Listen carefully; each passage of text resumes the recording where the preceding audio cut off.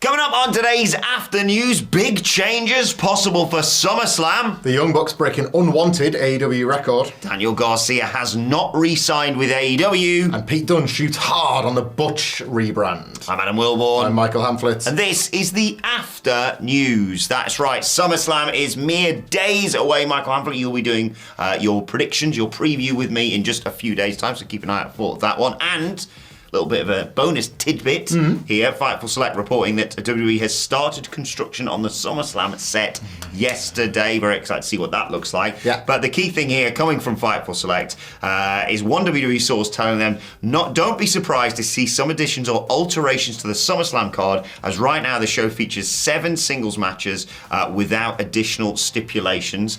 This is, of course, on a weekend where I think there are 8 title matches in total. There are 2 tag title matches on the SmackDown prior to SummerSlam, of course. You've got Bianca Belair and Jade Cargill attempt to win those women's tag titles back from the Unholy Union. And Gargano and Ciampa defending against the Bloodline. That goes down on the SmackDown prior to SummerSlam. And then on Saturday night, there are 7 matches on the card, as I mentioned. 6 titles matches. I'll just run you through all of them.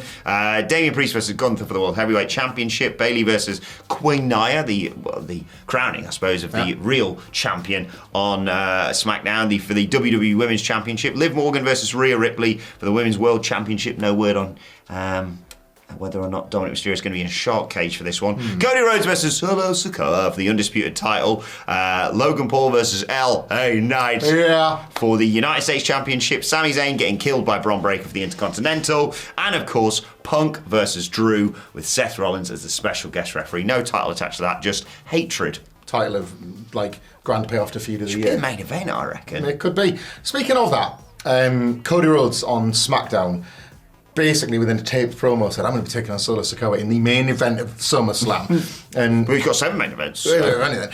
And then called out Solo Sikoa for a one-on-one, no bloodline, face-to-face, let's just man-to-man before SummerSlam. When Fightful talks about changes and possible additions and stipulations, is it Friday where the last minute tribal combat gets called? You and I have been speculating about this for a while. I think that's what's going to happen, because I'm hoping... Because just looking down that card, there's not loads to stip up there, is there? No. No, I mean, you could do... We were thinking about whether or not they do Braun, Sammy, like last man standing or something like that. But yeah, something like Gunther, Damian Priest, the World Heavyweight Championship is more than enough. Yeah. Logan Paul versus LA Knight, that's going to be awesome as well. Queen Nia dethroning the women's champions, great there. And obviously, yeah, like I said, they might actually put, Dominic Mysterio on something or in something for that other women's title match. Good up there. But yeah, I think if you're going to stip up anything, you and I have speculated for a while whether or not they do, some sort of tribal combat or whatever it may be. Bloodline rules. Yeah, bloodline rules, something like that. It's like an inversion of the WrestleMania finish where, yet again, you have running after running after running, but the last one is Roman to save Cody. I would like Punk and Drew to main event, or Gunther and Damian Priest, to be perfectly honest, or Liv and Rhea. I'm really excited for SummerSlam. I've mentioned this on numerous occasions. But if Cody and Solo are main eventing with... whether or not they add some sort of weird stipulation, either titles changing hands or Roman's coming back. That's what I reckon. It's the stuff to get excited about, isn't it? This does lead us into our next story. You mentioned about the tag titles on SmackDown, the women's tag belts, and the SmackDown, the WWE. I get mixed up. I never know. The men's tag titles, they can bounce all over the place. The men's tag titles that are currently on SmackDown, those two sets of belts are going to be defended on SmackDown. But if you go back through the WWE PLEs, going right the way back to WrestleMania, the men's tag belts haven't been defended on any PLEs since then, which does maybe reveal a bit of an issue with tag team wrestling at the moment in the mainstream, because there has been a pretty big one highlighted within AEW as well. This was flagged up by Reddit user AmbitiousPass1193. And then you go and check out the numbers, the figures, and it turns out to be true. The AEW tag belts haven't been defended for over 100 days now. It was that long ago that the Young Bucks defeated FTR in a ladder match at Dynasty. Oh, yeah. And one can assume that they will be on the line at All In. Yeah. But it appears as if that will be the gap where the tag belts haven't been defended, and that would make it the longest time between any defences in AEW history. For those that might be like, matches might be coming to mind, the Young Bucks did win an eliminator against Matt Sydal and Christopher Daniels. And they had another one against the Acclaimed, didn't they? They did. The first one was in May. They then lost an eliminator to the Acclaimed in July, which I guess is part of the Acclaimed's claim for a tag title shot going into Wembley. They didn't need to go in blood and guts, really. But no title defences for 100 days, and AEW record, not a good one. No. Kind of I don't know what the phrase is. An anomaly, I guess, for AEW title reigns typically, and not a great look on the Young Bucks. It's like, is there an in-character argument here? I was about to say, the only thing that kind of saves this is they're basically 50% of the bosses within AEW, so arguably they might be, especially as heels, going, why would we want to bother defending our titles? Or we're only going to defend our titles on the biggest stage, and that's 80,000 people at Wembley or whatever. So that's kind of fair enough. But yeah, it's a shame this, like you say. April to August are like Roman Reigns numbers, really, aren't they? Yeah, coming from them, if you think back a few years back, the greatest tag match I've ever seen, in my opinion. Young Bucks obviously taking on Kenny Omega and Hangman Page for the tag titles. And let's not forget, of course, the tag titles main eventing WrestleMania. So they've fallen back a little bit. They've gone a little bit on the back burner of the tag titles. But, the Young Bucks as champions in AEW, presumably, nothing against the Unholy Union, was really happy when they won it, but presumably Bianca and Jade winning them back eventually to hold them for a prolonged period of time to set up a feud between the two of them. Yeah. And I like Gargano and Ciampa as tag champs. I hope they retain. And against the Bloodline. You have to put them over in Cleveland. Come on. Yeah. I don't know. I think this sort of stuff is interesting and worth flagging, because I suppose it was something we would say about Roman at the time. Like the gaps with the defences would get awkward, to be honest, because the company simply not acknowledging that it's gone 100 days, 150 days, whatever, while still saying, well, he's just had another 100 days champion. Yeah. He fought for the title. Not once. But it was a Pyrrhic victory, wasn't it, as he knocked off landmark after landmark. So, yeah, congratulations, I guess, for hitting the ton up. Yeah, the Roman was a bit weird, because a lot of the time they'd be like, he's got a title match, who's against LA Knight? Well, he's not dropping the title to LA Knight after all this time. Yeah. Congratulations, Young Bucks, on your century. But yeah, I do hope that they have a big tag title match at All In. It's going to be an amazing day, that. I mean, it could be very awkward for Max Caster if he fails to win the tag titles again, because he's got Sweet Chin music after All In. That's a party going on immediately afterwards at the Crystal Club. Yeah. He's going to be there. Prince Nana's going to be there. Again, it could be boom or bust with regards to title wins, title defences, title retentions, etc., at All In. Those two, and then inexplicably, me hosting Sweet Chin Disco. Do join us for that one. Just search Sweet Chin Disco. It's the first link you can find there. Tickets are selling fast, so do get your tickets for that. But I suppose if he wants to put himself in a good state of mind, Max Caster, or any fan going to All In, you want to sort of, you're going to be really excited, barely be able to sleep the night before, but the day of, you're sort of like, oh God, I almost want to get there early to Wembley to really soak in the atmosphere. And then you get there and you're like, right, there's a lot of people around and there's one merch stall, but what else can I do for the next, 3 hours? I would probably think to myself, well, really what I wanted this day is a double dose of Adam Wilborn. So I'll get myself to the What Culture live show, 12 o'clock. Why do you hate yourself so much? 12 o'clock at the Crystal Club. We're going to be on 12 till 1:30. Simon Miller's going to be there. We're going to be doing our live shows. Yeah, don't worry, Miller's going to be there. Hang on. All of us from What Culture are going to be there. Like, if you look back on YouTube, you'll find our Philadelphia show, you'll find the Newcastle Live podcast. They're always such a great time. I can't believe we've done those shows. I know, it's so much fun. They're as much fun for you to go to as they are for us to do it, basically. Yeah, totally. And to that point, by the way, it's a nice venue. You're super close to Wembley, 2 minutes away. So if you don't even like us, but want to buy a ticket where you can just guarantee yourself a pint and a short walk to the stadium, get there, stick your headphones in. Yeah. We won't be offended. Just buy the ticket Wonderful first. Raycon ear defenders. I've got a pair. Just noise cancel me out. Wait till Miller comes on stage. And we're not even trying to sell those. But yeah, whatculture.com/tickets.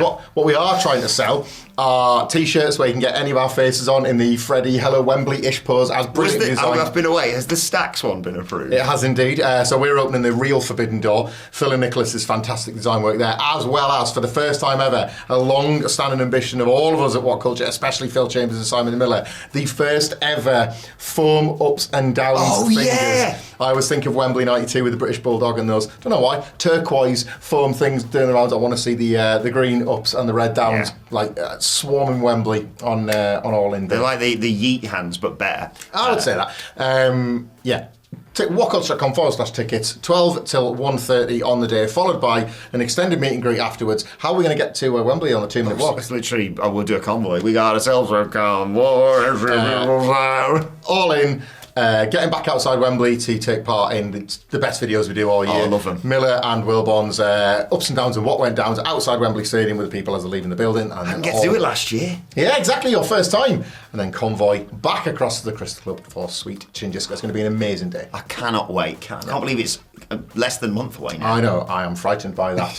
I bought an AEW hoodie and it's kind of snug, actually. I've got some work to do. I'll tell you what else is less than a month away. I don't actually know that technically, but earlier this month, right? That's what I meant to say. Okay. Daniel Garcia has disappeared off AEW television. I say You're dropping a pretty big scoop there. Yeah, just complete speculation on my behalf. He was destroyed, of course, by Maxwell Jacob Friedman after Garcia lost that international title match against Will Ospreay. Yesterday, Ibu of Wrestle Purist, of course, friend of the channel, we used him twice. We used him on the morning news as well today. Reported that Garcia was written off TV in a manner that safeguards AEW in case he does not return and sign a contract. Everyone kicked off about this, and then he was completely vindicated, Ibu was, and backed up by Brian Alvarez and Dave Meltzer, who reported basically the same thing. One would assume Daniel Garcia is going to come back and get his revenge on MJF if you think he needs to get revenge. I thought Maxwell was just doing the right thing and teaching him a lesson, but that's because he's my best friend. But yeah, it's a guard against if he does not renew his contract. That would be the last you see of him, basically, on AEW television. On Wrestling Observer Radio, Dave Meltzer said when they did the angle, he'd not signed a new contract. I'd asked around, and people, and it wasn't like people thought he was leaving, but he asked Brian Alvarez, do you know more? And Alvarez said, what I know is when they did that angle, they were aware he may not be back, so the angle was done in case he doesn't come back. If he does come back, of course, storyline feud with MJF. He told people that he'd been thinking about what he's going to do, which he should do. I don't think it's 100% that he's coming back. I will say that, but I don't think that he's re-signed or decided to leave yet. That was one of the reasons why he was taken out in the storyline. I hope he sticks around. I think, you want to see the completion of that storyline. Yeah. And also, he seems to be on the up and up in AEW right now. And quite rightly so. He's a gorgeous man. I want him to jump. And there's some balance for you. I really do want him to jump. I think Daniel Garcia has had a fantastic run in AEW so far. I think it's been a launching pad for him from that northeast indie scene where he was already starting to make a name with the likes of Willie the Buffalo Kids. Yes. And I think AEW's been a fantastic launching pad for him. I would like to see him jump. I would like to see possible NXT run for him or a WWE main roster run for him. That sounds still good. Super young. There's time to go and hassle both those billionaires. Look, again, he's got a lot of time left for whatever he wants to do. Yeah, that's a personal preference, but I will say it's fantastic that he's been left with such cool unfinished business with MJF. It's not dissimilar, of course, to what we've seen recently with Ricochet. I like all of this. I like contracts isn't always coming up. I like wrestlers being written off television and then us wondering if it's a work or a shoot. I like the idea that it literally might be the last time you see that person, so it only puts over the person that's taken them out. You know, what wrestlers, what Braun Breaker and MJF could potentially lay claim to if the wrestlers had never seen it on telly. This is all the way this sort of stuff should work. I like the idea of sort of a football manager player swap and Daniel Garcia popping up in WWE saying, Braun Breaker, you hurt my friend Ricochet. Ricochet saying, right MJF, let's have it out. This is how it could all go. What would you like? I've seen some lot of discussion, and you pointed out the Ibu tweet. There was tons of first backlash to Ibu, totally ridiculous, but then debate about where he should go, earnest good faith debate. That kind of thing we're trying to do here. Let us know in the comments where you would like to see Daniel Garcia go. Do you know somebody else who seems quite pleased to be back in and around NXT at the moment? Is Pete Dunne. He cut quite the promo last night on there. You should tell his face. The NXT TV special. It's got a PLE name that I believe it's called Great American Baby. That's right. And within that, but it's a shame it's finished. That's the it's one night, and then you're like, oh god, I love that Great American Bash. It's so good. I want to talk about it on a podcast, What Culture Wrestling Podcast, wherever you get your podcast from. But then it ends, and you're like, oh god, just have to wait another year. It's like Christmas. No. What? No, not in NXT. You get 2 Christmases. Oh, double Christmas, baby. I'm correct myself. You get 52 Christmases, but you get 2 Christmases if you're a Great American Bash fan because there's night 2 next week. Yes. But I genuinely cannot wait for that MSK match. I think it's going to be one of the matches of the year. More of this nonsense coming on the podcast later. I'm super excited. Yes, Pete Dunne was talking about when he played Butch, and like any rational person, he hates dogs. But also, he added that... Not representative of What Culture Wrestling. That's like the most controversial thing I could have said on any video, isn't it? Yeah. He's currently in the process of feuding with Trick Williams on NXT, but Sheamus on the main roster. Got a meeting schedule, hasn't he? Yes, indeed. He's a busy boy at the moment. He's making towns. But he kind of had some reality bleeding into the fiction last night because he basically was trying to teach. He's come up with a new figure it out catchphrase. He's trying to teach Trick Williams a bit of a lesson about what it takes to get it done in this business. And he says now he is young and bitter. Of course, the old YXB that was always part of the original Bruiserweight character. And one of the reasons he's young and bitter is because of the, quote, terrible nickname when he had to play Butch that he now blames, rather than credits, Sheamus for when he was in the Brawling Brutes. It's great, this. Talks about how he used to have to run along as Sheamus' little sidekick, getting in all his side quests while portraying a dog with a stupid nickname that he never wants to sort of relive again. It's... obviously there's been a number of wrestlers that have been reborn, I guess, under the Triple H creative regime, or have taken great strides to erase some of the things they've done in the many, many years of the massive decline of creative. Doudrop popped into my head the other day. There are plenty of them. Thank God she's piping. And it's quite interesting, I think, when a wrestler is given the opportunity just out front to be like, that was a garbage. Yeah, the thing is, I think whenever we talked about him, it was always like, he's doing really well considering they've said he's a part man, part dog and his name's Butch. Like, he overcame it. Yeah. And he kind of got over with it, but I do like the fact they bled this into the story, and I think, I think we were speculating this on the Raw review yesterday. We think, along with Sige, they are going to take that Sheamus versus Pete Dunne match to Germany for Bash in Berlin, because European wrestling, I think it's going to get a hell of a reaction wherever you did it, because I think those two are genuinely mates, or previously were at least. And suits the atmosphere, doesn't it? They're going to kick the crap out of each other. They are. But yeah, if you haven't seen it, go and check that out. In fact, just might as well just watch the whole of the Great American Bash, because it's sensational. And if you want to know what we think of it, join us for the What Culture Wrestling podcast later on today. I can't think of many other things better to do other than maybe watching the morning news, which is a video I believe that lives somehow, even though I can't see it, right here. And that is the after news, 2 multiplied by 10 plus 1, Pete Dunne.